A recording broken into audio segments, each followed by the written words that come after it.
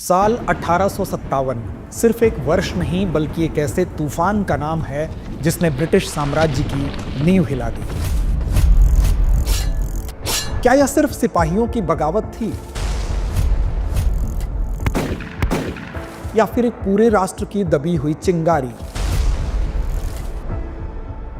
आज हम जानेंगे उस ऐतिहासिक क्रांति की कहानी को जहां बहादुरी, बलिदान और बगावत ने मिलकर लिखा था भारत के स्वाधीनता संग्राम का पहला अध्याय। अंग्रेजों की ईस्ट इंडिया कंपनी के शासन ने धीरे धीरे भारत को जकड़ लिया था। राजाओं को गद्दी से हटाया जा रहा था, किसानों से जबरन कर वसूला जा रहा था, समाज की परंपराओं को तोड़ा जा रहा था और सैनिकों की आस्था को ठेस पहुंचाई जा रही थी। यह सिर्फ असंतोष नहीं था बल्कि एक धधकती ज्वाला थी जिसमें कभी भी विस्फोट हो सकता था। बस जरूरत थी एक चिंगारी की। लेकिन सवाल यह है कि क्या अचानक बिना कारण ही जल उठी थी आजादी की चिंगारी? तो जवाब है नहीं। इसके पीछे थे वर्षों से सुलगते असंतोष, दबे हुए दर्द और टूटते हुए विश्वास। अगर हम इस क्रांति के प्रमुख कारणों की बात करें तो उन्हें हम अंग्रेजों की साम्राज्यवादी, प्रशासनिक और सामाजिक नीति के साथ ही तात्कालिक कारणों के रूप में विभाजित करके समझ सकते हैं। तो आइए एक एक करके विस्तार से समझते हैं क्रांति के कारणों को। अंग्रेजों की साम्राज्यवादी मानसिकता का परिलक्षण उनकी नीतियों में स्पष्ट तौर पर दिखने लगा था, जिसका पहला उदाहरण थी वेलेस्ली की सहायक संधि यानी कि सब्सिडियरी अलायंस, जिससे देशी राज्यों के स्वतंत्रता के अपहरण की शुरुआत हुई थी। इसके तहत भारतीय राज्य को अपनी सेना हटाकर ब्रिटिश सेना को अपने राज्य में तैनात करने देना होता था। साथ ही उस राज्य को ही ब्रिटिश सेना के खर्च का भुगतान भी करना होता था। राज्य बिना अंग्रेजों की अनुमति के किसी अन्य शक्ति से संधि नहीं कर सकता था। यदि राज्य खर्च नहीं चुका पाता तो उसे अपना क्षेत्र कंपनी को देना होता था। साथ ही एक ब्रिटिश रेजिडेंट को दरबार में नियुक्त किया जाता था। इसी कड़ी में डलहौजी की साम्राज्यवादी नीतियों ने इसे और आगे बढ़ाते हुए 1857 की महाक्रांति रूपी अग्नि में घी का काम किया।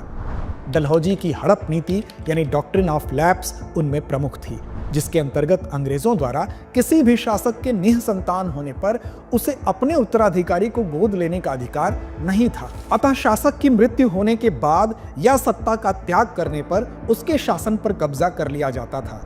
इस नीति का सहारा लेकर सतारा 1848, जैतपुर और संभलपुर 1849, उदयपुर 1852, झांसी 1853, नागपुर 1854 आदि राज्यों को अंग्रेजी साम्राज्य में मिला लिया गया। इसी प्रकार कुशासन के आधार पर अवध को 1856 में भी ब्रिटिश साम्राज्य में शामिल कर लिया गया। अवध के नवाब वाजिद अली शाह को कलकत्ता निर्वासित कर दिया गया।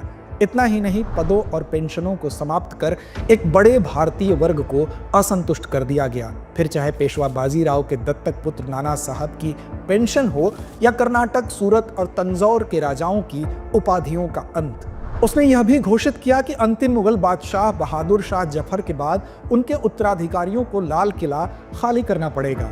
लॉर्ड कैनिंग तो इससे भी 2 कदम आगे जाकर घोषणा करता है कि बहादुर शाह जफर के उत्तराधिकारी अब बादशाह की उपाधि भी धारण नहीं कर सकेंगे। स्पष्टतः यह मुगल वंश के शासन को समाप्त करने की एक प्रत्यक्ष घोषणा थी। तो आइए अब नजर डालते हैं प्रशासनिक और आर्थिक कारणों पर। बचे राज्यों के आंतरिक और बाह्य मामलों पर नियंत्रण कर शासकों को कठपुतली बना दिया गया था। न्याय व्यवस्था भी अत्यधिक कष्टप्रद, पक्षपातपूर्ण, जटिल और महंगी थी। अंग्रेजों की भू राजस्व नीति किसानों के लिए एक बहुत बड़ा बोझ बन गई थी। भू राजस्व का मतलब होता है किसानों की जमीन पर लगने वाला कर। ब्रिटिश भारत में मुख्य रूप से 3 तरह की भू राजस्व प्रणालियां चलाई गई। 1793 में लॉर्ड कॉर्नवालिस द्वारा शुरू की गई स्थायी बंदोबस्त यानी परमानेंट सेटलमेंट, 1820 में मद्रास के तत्कालीन गवर्नर थॉमस मुनरो द्वारा शुरू की गई रैयतवाड़ी व्यवस्था और 1822 में हॉल्ट मैकेंजी द्वारा प्रस्तुत महलवाड़ी व्यवस्था। इन शोषणपरक भू राजस्व व्यवस्था के माध्यम से वर्ग विभाजन गहराता गया। जहां एक तरफ जमींदारों और महाजनों की आर्थिक स्थिति बेहतर हुई, वहीं किसानों की हालत बद से बदतर होती गई। निजी हितों के अधीन कंपनी के कर्मचारी भी भ्रष्टाचार में लिप्त थे। मुक्त व्यापार नीति के तहत बेहद कम मूल्य के ब्रिटिश वस्त्रों ने भारतीय वस्त्र उद्योग को जल्द ही पतन के कगार पर पहुंचा दिया। सूती कपड़ा उद्योग के नाश होने से कृषि पर बोझ बढ़ता गया। 18वीं शताब्दी के उत्तरार्ध तक कुटीर उद्योग भी दम तोड़ चुके थे। उधर इनाम कमीशन के तहत बहुत सी जमीनों और जागीरों को यह कहकर छीन लिया गया कि ये अनुचित रूप से दी गई थी। केवल बंबई में ही 20,000 जागीरें जब्त कर ली गई। अवध के तालुकेदार हों या झांसी की रानी, ब्रिटिश शोषण के दंश से सभी मर्माहत थे। तो आइए नजर डालते हैं सामाजिक कारणों पर। क्रांति की ज्वाला भड़काने में कंपनी की सामाजिक नीतियां भी कम जिम्मेदार नहीं थी। अंग्रेज अधिकारी भारतीयों से ऐसा बर्ताव करते थे जैसे वो दोयम दर्जे के हों। यदि कोई अंग्रेज भारतीयों पर अत्याचार करता तो न्यायालय का झुकाव भी अंग्रेजों के पक्ष में ही होता। 1860 में प्रकाशित दीनबंधु मित्रा द्वारा लिखे बंगाली नाटक नील दर्पण में नीलहों की बर्बरता को पढ़कर रोंगटे खड़े हो जाते हैं। सिर्फ यही नहीं, सती प्रथा, बाल विवाह जैसे विषयों पर बिना भारतीयों की सहमति के हस्तक्षेप ने भारतीयों के विश्वास को पूरी तरह से तोड़ दिया था। धार्मिक रीति रिवाजों पर वार के साथ ही मिशनरी शिक्षकों द्वारा हिंदू मुस्लिम धर्मों की खुलकर आलोचना की जाती। मिशनरी स्कूलों में बाइबल पढ़ाना अनिवार्य था। हिंदू मुस्लिम छात्र स्वयं को ऐसे में अपमानित महसूस करते थे। ऐसे में लोगों को धीरे धीरे यह भी शक होने लगा कि अंग्रेज नई तकनीकों जैसे रेल तार के बहाने धर्म भ्रष्ट करने की साजिश कर रहे हैं। वहीं सैन्य असंतोष की बात करें तो भारतीय सैनिक अंग्रेज सेना की रीढ़ थे। फिर भी वे न तो सम्मान पाते थे और न ही समान अधिकार। उच्च पद केवल अंग्रेजों के लिए आरक्षित थे, वेतन भी कम मिलता था, पदोन्नति का फायदा केवल अंग्रेज सैनिकों को दिया जाता था। इसी बीच लॉर्ड कैनिंग द्वारा पास किए गए सामान्य सेवा भर्ती अधिनियम ने सैनिकों को समुद्र पार भेजने की बात कही, जो धार्मिक रूप से वर्जित था। समुद्र पार जाने का मतलब ही तब धार्मिक दृष्टिकोण से पथभ्रष्ट होना माना जाता था, जिससे व्यक्ति का अपने धर्म में लौटने का रास्ता बंद हो जाता था।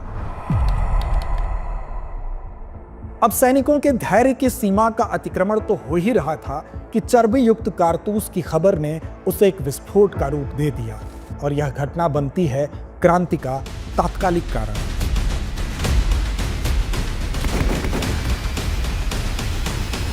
(1857) की शुरुआत में सैनिकों को नई एनफील्ड राइफल दी गई, जिसमें इस्तेमाल होने वाले कारतूस को दांत से काटना होता था। यह खबर फैल गई कि उसमें गाय और सुअर की चर्बी लगी है। ऐसे में इस खबर ने हिंदू और मुसलमान दोनों को एक साथ झकझोर दिया। इसकी पहली प्रतिक्रिया हुई बंगाल के बैरकपुर में। यह ध्यान देने योग्य है कि बैरकपुर दो विद्रोहों के लिए जाना जाता है, एक 1824 में और दूसरा 1857 में। हालांकि 1857 से 3 दशक पहले नवंबर 1824 में बैरकपुर में एक विद्रोह हो चुका था, लेकिन हम बात कर रहे हैं 1857 की, जब ब्रिटिश ईस्ट इंडिया कंपनी की 34वीं बंगाल नेटिव इन्फेंट्री के सैन्य शिविर के सैनिक मंगल पांडे का मानना था, हम सैनिक हैं, गुलाम नहीं। यह चर्बी नहीं, हमारी आस्था का अपमान है। 29 मार्च 1857 को मंगल पांडे ने बैरक में अपने ही अंग्रेज अफसर पर गोली चला दी। यह सिर्फ गोली नहीं थी, यह विद्रोह की पहली पुकार थी। 8 अप्रैल 1857 ईस्वी को मंगल पांडे को फांसी की सजा दे दी गई, लेकिन क्रांति का आगाज हो चुका था। 9 मई 1857 को मेरठ में 85 भारतीय सैनिकों ने नए राइफल का प्रयोग करने से इनकार कर दिया। यहाँ भी विरोध करने वाले सैनिकों को 10-10 वर्ष की सजा दे दी गई। फिर 10 मई 1857 की रात मेरठ छावनी के सैनिकों ने विद्रोह किया। घोड़े दौड़ाए गए, तोपों पर झंडे लहराए गए और नारे गूंजने लगे। इस विद्रोह को तलाश थी एक नेतृत्व की। अगले ही दिन ये जाबाज दिल्ली पहुंचे और बुजुर्ग मुगल सम्राट बहादुर शाह जफर को भारत का सम्राट घोषित कर नेतृत्व उनके हाथों में सौंप दिया। जफर, जो कभी कविताओं में दर्द छुपाते थे, अब सिपाहियों के घोष में गरज उठे, अगर यह वतन मुझे पुकार रहा है तो मैं चुप कैसे रहूं। देखते ही देखते विद्रोह पटना से लेकर राजस्थान की सीमाओं तक फैल गया। विद्रोह के मुख्य केंद्रों में कानपुर, लखनऊ, बरेली, झांसी, ग्वालियर और बिहार के आरा शामिल थे। लखनऊ, जो अवध की राजधानी थी, अवध के पूर्व राजा की बेगमों में से एक बेगम हजरत महल ने विद्रोह की कमान संभाली। कानपुर में विद्रोह का नेतृत्व पेशवा बाजीराव द्वितीय के दत्तक पुत्र नाना साहेब ने किया। उनके सेनापति तात्या टोपे ने जंगलों में गुरिल्ला युद्ध की मिसाल पेश की। झांसी में 22 वर्षीय रानी लक्ष्मीबाई ने ब्रिटिश ताकत के खिलाफ हुंकार भरी, क्योंकि उनके पति की मृत्यु के बाद अंग्रेजों ने उनके दत्तक पुत्र को झांसी के सिंहासन पर बैठाने से इनकार कर दिया था। उन्होंने साफ कहा, मैं अपनी झांसी नहीं दूंगी। वह ब्रिटिश सेनाओं के खिलाफ मजबूती से लड़ी, लेकिन अंततः 18 जून 1858 को अंग्रेजों से लड़ते हुए ग्वालियर के पास कोटा की सराय में घायल हुई और अंततः वीर गति को प्राप्त हो गई। बिहार में विद्रोह का नेतृत्व कुंवर सिंह ने किया, जो जगदीशपुर बिहार के एक शाही घराने से थे। इस तरह शुरुआत में महज एक सैनिक विद्रोह अब तब्दील हो चुका था जनभावनाओं की लपटों में। 1857 का विद्रोह 1 वर्ष से अधिक समय तक चला। विद्रोह को दिल्ली में जॉन निकोलसन, लखनऊ में हेनरी लॉरेंस, कानपुर और बरेली में कोलिन कैम्पबेल, झांसी और ग्वालियर में जनरल ह्यूरोज, इलाहाबाद और बनारस में कर्नल ऑनसेन और बिहार में विलियम टेलर की सहायता से दबा दिया गया। पर सवाल उठता है कि क्या यह क्रांति असफल थी? तो सच यह है कि सीमित संसाधन, प्रभावी नेतृत्व का अभाव और मध्यम वर्ग की भागीदारी के अभाव ने इस सफलता के परास को सीमित तो किया, परंतु इसे पूर्णतया असफल कहना गलत होगा। विशेष तौर पर अंग्रेजी शिक्षा प्राप्त मध्यम वर्ग, बंगाल के अमीर व्यापारियों और जमींदारों द्वारा विद्रोह को दबाने में अंग्रेजों की तरफदारी न होती तो परिणाम और व्यापक हो सकते थे। पर सफलता असफलता के गणित में बिना उलझे इसके परिणाम स्वयं इसके प्रभावों की गाथा कहते हैं। तो आइए एक नजर डालते हैं इस क्रांति के बाद के परिणामों पर। 1858 में ब्रिटिश सरकार ने कंपनी से शासन छीन लिया। लॉर्ड कैनिंग ने इलाहाबाद में इसकी घोषणा की और भारत का राज अब सीधे इंग्लैंड की महारानी के हाथों में चला गया। महारानी विक्टोरिया ने एक घोषणा पत्र जारी किया कि हम भारतवासियों के धर्म, रीति रिवाज और सम्मान की रक्षा करेंगे। इसी के साथ लंदन में भारत कार्यालय यानी कि इंडिया ऑफिस बनाया गया, जिससे भारत का शासन ब्रिटिश संसद के अधीन हुआ। प्रशासनिक बदलाव के तहत भारत का प्रमुख अब गवर्नर जनरल नहीं, वायसराय कहलाया। इससे यह साफ हो गया कि अब वह ब्रिटिश महारानी का प्रतिनिधि है। साथ ही भारतीय रियासतों को यह भरोसा दिया गया कि उनका अस्तित्व बरकरार रहेगा। अब सवाल उठता है कि इस क्रांति का क्या प्रभाव हुआ? तो इस प्रतिरोध की तीव्रता का अंदाजा लगाने के लिए इतना पर्याप्त है कि विद्रोह में सेना की बड़ी भूमिका को देखते हुए अंग्रेजों ने फौरन योजना बनाई। सेना में भारतीय सिपाहियों का अनुपात कम करने और यूरोपीय सिपाहियों की संख्या बढ़ाने का निर्णय लिया गया, लेकिन शस्त्रागार ब्रिटिश शासन के हाथों में रहा।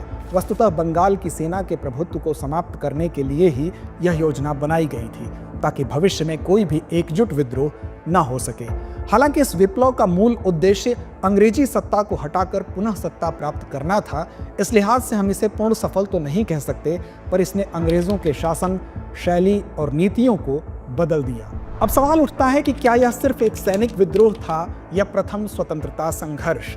तो ज्यादातर अंग्रेज जैसे जॉन लॉरेंस और सीले और विप्लव के समय के कुछ भारतीय जैसे मुंशी जीवनलाल, मोइनुद्दीन, दुर्गादास बंदोपाध्याय एवं सर सैयद अहमद खां आदि इसे सिर्फ एक सैनिक विद्रोह की संज्ञा देते हैं। वहीं विनायक दामोदर सावरकर ने इसे सुनियोजित स्वतंत्रता संग्राम, तो पट्टाभी सीतारमैया ने भारत का प्रथम स्वतंत्रता संग्राम कहा। अशोक मेहता ने अपनी किताब द ग्रेट रेबेलियन में इसे पूर्ण रूप से एक राष्ट्रीय विद्रोह कहा है।